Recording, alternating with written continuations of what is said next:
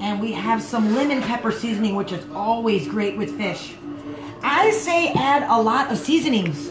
Once you mix, you see, you don't see a lot of color or the seasonings shown, but use your nose. Smell. If you smell a good amount of seasoning in there, then you should be good. But you can always add more if you need. So let's add a little more lemon pepper. And a little more of the parsley flakes. Now, like I said, we don't want to over salt. We did not use the garlic salt for that reason. I'm going to salt the fish first. You can add it to your milk and egg mixture, or you can simply add it directly to the fish. I like to add mine directly to the fish first. So, we'll take a fillet and add salt right to the fish. This brings out all the good flavors, and you can tell the difference. Now we take the fillet and immerse it into the milk and egg mixture. Now that we've dipped it, we dip it into the seasonings. Flip it around in there and get it nice and battered. Now let's check on that oil and see if it is ready. See how that looks? Great. Now let's go over here to the oil. How can we tell if the oil is ready? You can see that it is moving around, so it is getting hotter. The fastest way, hold it right there, to check is to add water. Make sure you stay back from the oil. Stay back. I sprinkled water into the oil. You heard no popping, so it's not ready. So we're going to come back when the oil is ready and continue to fry. Pause. All right, so now that we have our grease ready, we're going to take 2 fillets that we have battered over here. Batter. And we make sure the grease is hot, but not too hot. Try a medium high on your grease. And that's simply because you don't want the it to be too low, because then it will hold on to a lot of grease in your fish, but you don't want it too hot because you need it to cook thoroughly. So we're just going to go ahead and drop this fillet right down in there. And we see that it is sizzling nicely. Drop it like it's hot. Yes.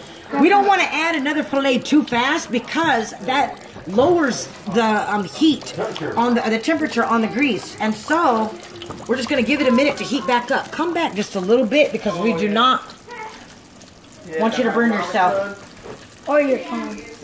Or the phone. So true. Okay, so now the next fillet is going in. And pause. Our fish is frying up nicely. Now, to avoid getting your grease dirty, a little trick of the trade is to throw a piece of potato in with your grease.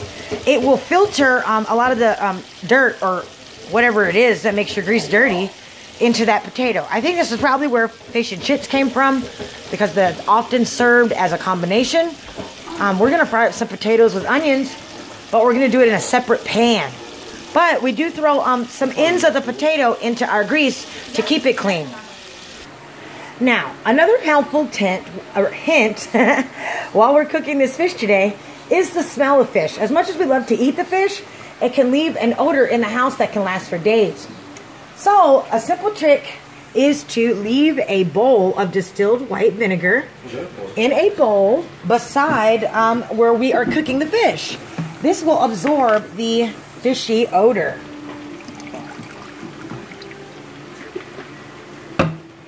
And our fish should be done in just a few moments. We went ahead and added some of the potatoes that we were cutting up, because some of our guests here today wanted actual fish and chips.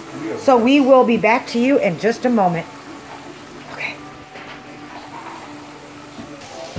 So now that it's come to a nice golden brown, we are going to check the fish that are under there.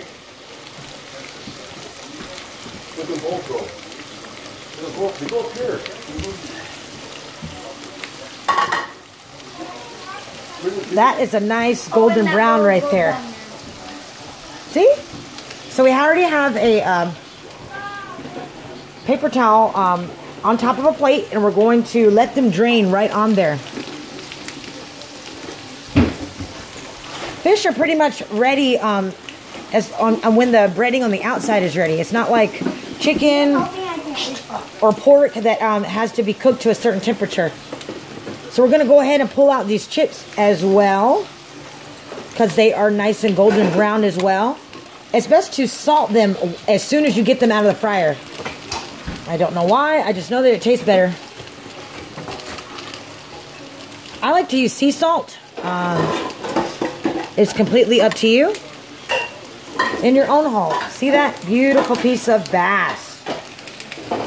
Go ahead and look us up on indigenousoutdoors.com with Everett Moore, Lonnie Street, Wyosti Perkins, Nota, Wapapa, lots of Native American hunters that are being featured there, and they can come to a reservation near you or to your place where you hunt. We pulled out these nice fillets that we got out of the Chippewa River.